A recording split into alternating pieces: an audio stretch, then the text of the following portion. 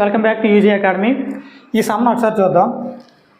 x is equal 1.27 బార్ను p/q రూపంలో రాయగలమా? రాస్తే దాని విలువ ఎంత? ఇది 9th క్లాస్ పేజ్ నెంబర్ 23లో ఉన్న క్వశ్చన్ అనమాట. ఇది చూడండి, ఇది అంతం కానీ ఆవర్తనమయ్యే దశాంశం. ఆవర్తనం అంటే 1.27 ఇలా వస్తూనే ఉంటుంది. ఇలా అంతం అవ్వదు, అంతం కాదు, అంతం కానీ ఆవర్తనం అవుతుంది. అలాగా 27 అదే నెంబర్ వస్తుంది. అంటే అంతం కానీ ఆవర్తనమయ్యే దశాంశం. అంతం కానీ ఆవర్తనమయ్యే దశాంశాన్ని మనం p/q రూపంలో రాయొచ్చు.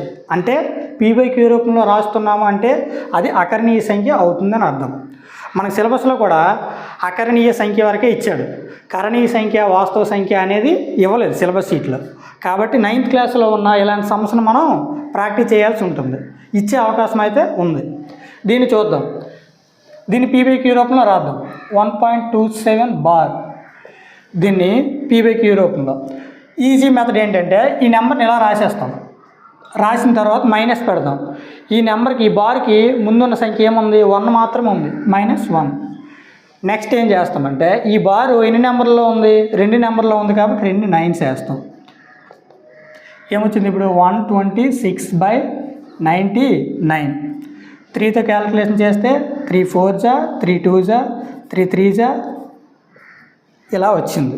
మళ్ళీ 3తో 3 1s 3 4s 3 1s 3 1s అంటే 14/11. ఇది ఆన్సర్ అయితే అవుతుంది. అయితే ఇక్కడ ఇలాంటి సమ్స్ని ఇంకా ఉన్నాయి, అది మీరు ప్రాక్టీస్ చేయండి, ఇచ్చే అవకాశం ఉంటుంది.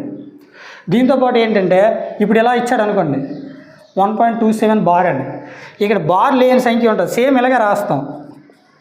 మైనస్ ఈ ఏ నెంబర్ అయితే ఉందో ఆ నెంబర్ ఇలా మైనస్లో రాసి ఈ బారు 27కి మాత్రం ఉంది కాబట్టి 2 9s వేస్తాం. ఇక్కడ ఇంకో నెంబర్ ఉంది పాయింట్ తర్వాత, ఈ నెంబర్కి బార్ లేదు కాబట్టి ఇక్కడ 0 వేసేస్తాం. ఇదే ఆన్సర్ అవుతుందన్నమాట. కాబట్టి ఇలాంటి సమ్స్ని ప్రాక్టీస్ చేయండి. Okay, thank you.